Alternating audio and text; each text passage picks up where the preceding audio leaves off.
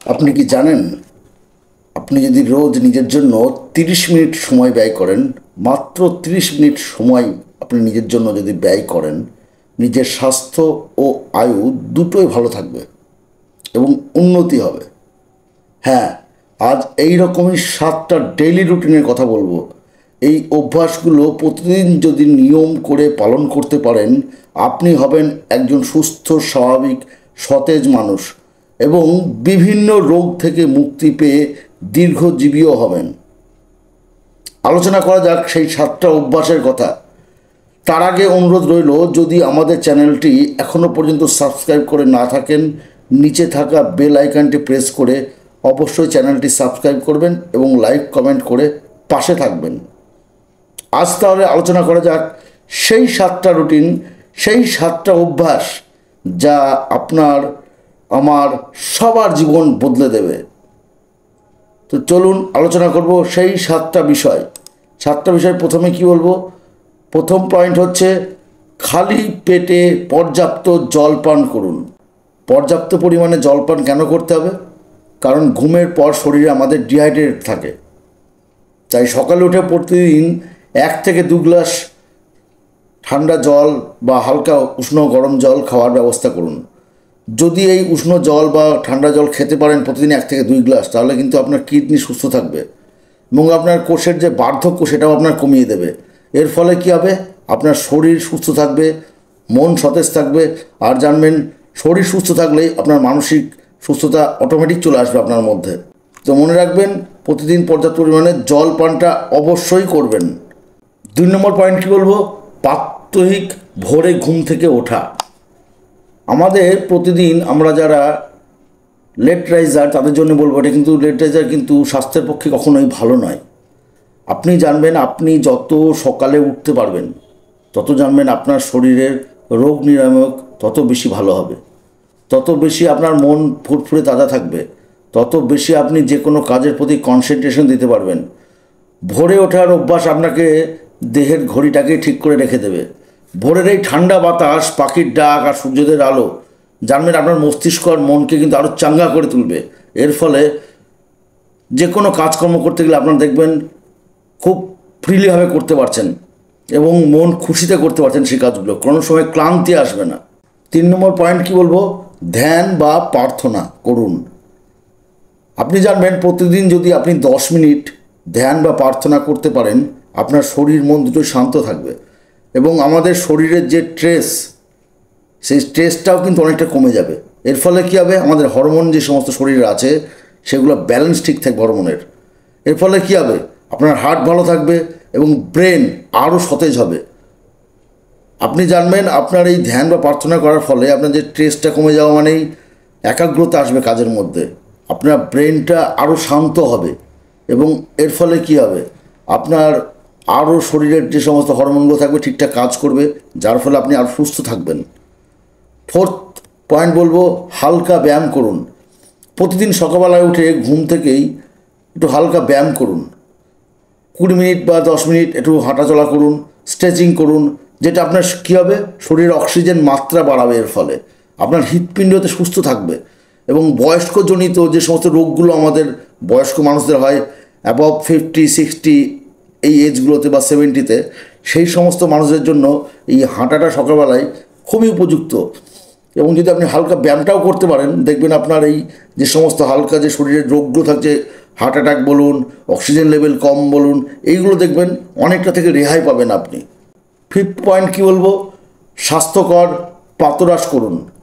আপনি সকালের যে টিফিনটা করছেন, সকালে যে ব্রেকফাস্ট যেটা করছেন, আপনি শুধু চা বিস্কুট খেয়ে কাটাবেন না। সকালে ব্রেকফাস্টটা যেন চেষ্টা করবেন সবচেয়ে হেলদি করার, সবচেয়ে যেন প্রোটিন, ফাইবার আর ফর্মুলায় ভরা থাকে আপনার সকালে ব্রেকফাস্ট। আমরা ম্যাক্সিমাম কী করি? ঘুম থেকে উঠলাম, ব্রাশ করলাম, 1 কাপ চা খেয়ে বেরিয়ে পড়লাম। না, এটা করবেন না। এটা কিন্তু আপনার স্বাস্থ্যের জন্যে ক্ষতিকর এবং বহু রোগ এর ফলে আপনার শরীরে ঢুকে যায়, যার ফলে আপনাকে অনেক মেডিসিন খেতে হয়, আপনি মাঝে মাঝে অসুস্থ হয়ে পড়েন যার ফলে। তো আপনি যদি সকালে ব্রেকফাস্টটা প্রোটিন, ফাইবার আর ফর্মুলায় ভরে খান, দেখবেন আপনার শরীর সুস্থ থাকবে। এর ফলে আপনার কী হবে? দিনভরে যে শক্তি, এনার্জি সেটা পাবেন, ওজনটাও আপনার কন্ট্রোলের মধ্যে থাকবে এবং আপনার শরীরে যে ইমিউনিটি পাওয়ার, যে আমাদের যে রোগগুলো হয় সে তো ইমিউনিটি পাওয়ার কমে গেলে হয়। যদি আপনার শরীরের ইমিউনিটি পাওয়ারটা বেড়ে যায়, দেখবেন আপনার রোগ প্রতিরোধক ক্ষমতাও বেড়ে যাচ্ছে। তো আপনি চেষ্টা করুন প্রতিদিন সকালবেলায় ব্রেকফাস্টটা যেন একটু ভারী খাবার খাওয়ার, এবং যাতে প্রোটিন এবং ফাইবারটা বেশি থাকে খাবারের। 6 পয়েন্ট কী বলবো, সূর্যালোক গ্রহণ। আপনি চেষ্টা করুন প্রতিদিন সকালবেলা 10 থেকে 15 মিনিট সূর্যের আলো গায়ে লাগানো। এতে কি হয়, এতে ভিটামিন ডি তৈরি হয়, যেটা আপনার হাড়, ইমিউন সিস্টেম এবং মুড রাখতে সাহায্য করে। আপনি জানবেন আমরা যে সারাদিনই ছায়া খুঁজে বেড়াই, ঠান্ডা খুঁজে বেড়াই, কিন্তু এটা কিন্তু শরীরের জন্য ভালো নয়। আমাদের শরীরের সূর্যের টেম্পারেচার দরকার আছে। আমাদের শরীরে টেম্পারেচার কমে গেলে কী হবে, হাড়ের ইমিউনিটি পাওয়ার কমে যাবে, আপনার মুড ঠিক থাকবে না, আপনার শরীরে টায়ার্ডনেস বেশি আসবে, আপনি দেখবেন অসুস্থতা মনে করছেন নিজেই, ইমিউন সিস্টেমটা ঠিকঠাক কাজ করবে না। তো যদি আপনারা এইগুলো ঠিক রাখতে চান, তাহলে আপনাকে প্রতিদিন 10 থেকে 15 মিনিট, শীত গ্রীষ্ম বর্ষা সবসময়ই এই সকালবেলাটাই 10-15 মিনিট সূর্যের আলোটা গায়ে লাগান আপনি। 7th এবং লাস্ট পয়েন্ট বলবো কি, আপনার দিনের পরিকল্পনা করুন। আপনি সকালে যে 5-10 মিনিট যে রেস্টটা নিচ্ছেন ব্যায়াম ট্যায়াম করার পর, ব্রেকফাস্ট করার পর, সে সময় কী করবেন, 5টা মিনিট বা 10টা মিনিট নিজের জন্য রাখুন। আপনি সারা দিনের যে প্ল্যানিংটা করবেন, সেই প্ল্যানিংটা লিখে ফেলুন নিজের খাতায়।